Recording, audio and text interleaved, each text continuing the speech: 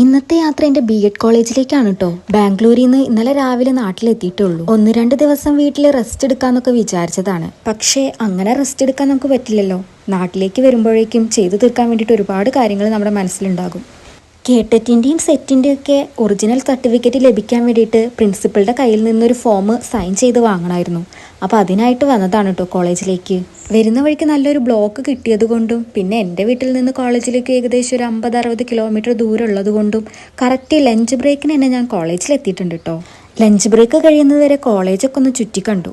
പിന്നെ സൈനും വാങ്ങി ടീച്ചേഴ്സിനെ എല്ലാം കണ്ടതിന് ശേഷം കോളേജിൽ നിന്ന് നേരെ പോയത് ശരവണ ഭവനിലേക്കാണ്. ശരവണ ഭവന്റെ തൊട്ടപ്പുറത്തുള്ള ഓവൻ ഷവായിലേക്കാണ് സാധാരണ ഞങ്ങൾ പോകാറ്. പക്ഷെ ഇപ്രാവശ്യം ഹസ്ബൻഡ് വ്രതം എടുക്കുന്നതുകൊണ്ട് നോൺ വെജ് വേണ്ടാന്ന് വെച്ചു. അത്യാവശ്യം നല്ല ടേസ്റ്റുള്ള ഫുഡ് തന്നെയാണ് കേട്ടോ അവിടെ നിന്ന് കിട്ടിയത്.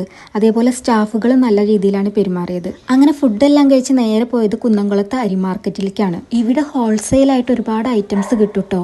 ഡിസംബർ ആയതുകൊണ്ട് തന്നെ എല്ലാ കടകളിലും ഒരു ക്രിസ്മസ് വൈബ് ഉണ്ട്.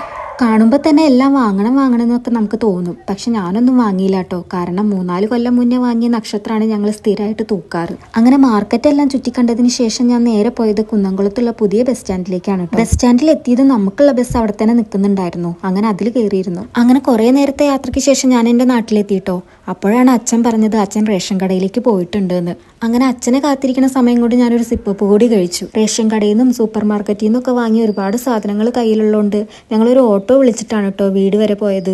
നമ്മുടെ വീട് ഒരു കാട്ടുമുക്കിലായതുകൊണ്ട് വണ്ടികളൊന്നും അങ്ങനെ എത്താറില്ല കേട്ടോ വീടിൻ്റെ ഉമ്മറം വരെ. അതുകൊണ്ട് ഞങ്ങൾ ബാക്കി ദൂരം നടക്കുകയാണ് ചെയ്തത്. വീട് എത്തണതിന് മുന്നേ അച്ഛൻ അമ്മേനെ വിളിക്കാൻ തുടങ്ങിയിട്ടോ സാധനങ്ങൾ ഇറക്കാൻ വേണ്ടിയിട്ട്. അങ്ങനെ വിളിച്ച് അമ്മ ഒടുവിലെത്തി. അമ്മയും പണി കഴിഞ്ഞ് അപ്പം എത്തിയിട്ടുണ്ടായിരുന്നുള്ളൂ കേട്ടോ. അമ്മ സ്റ്റവിൽ ചായ വെച്ചിട്ടുണ്ടായിരുന്നു. അങ്ങനെ ഞങ്ങൾ ചായയൊക്കെ കുടിച്ച് കുറച്ച് നേരം വർത്താനൊക്കെ പറഞ്ഞ് അങ്ങനെ ഇരുന്നു. അപ്പം അത്രയേ ഉള്ളൂ. Bye bye.